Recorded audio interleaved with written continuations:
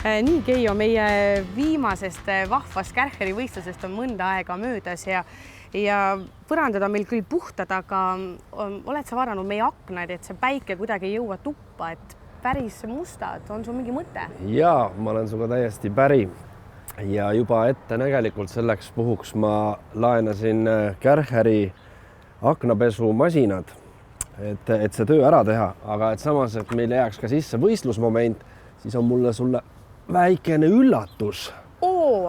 Et seekord oled sina sellega, kuna eelmine kord olid sa masinatega. Mis arvad? Kõlab väga vahvalt, et ei, selles mõttes ma võidan jälle, jah.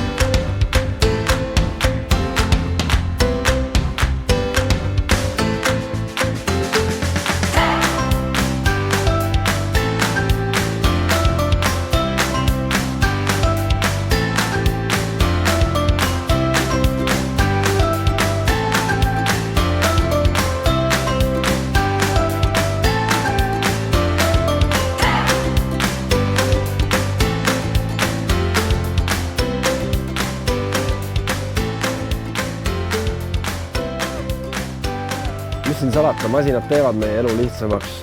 Vajutad ainult nuppu, väristab mustuse lahti, vajutad teist nuppu, niisutab ja vajutad siit nuppu ja tõmbas akna puhtaks, kuivaks ja enda peal pole mul ühtegi tilka.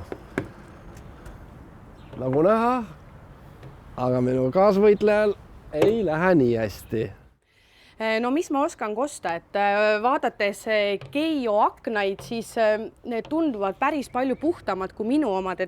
Ja pluss ka see, et mul on kõik märg, ma olen ise märg, mu aknalaud on märg. Ma lähen ikka selle Kärcheri peale ja Keijo, ole hea, vii palun see jälle sellele samale naabrile, kelle me selle mopi viisime, et meile jääb Kärcher. Läheb ka naabrile. Selged pildid.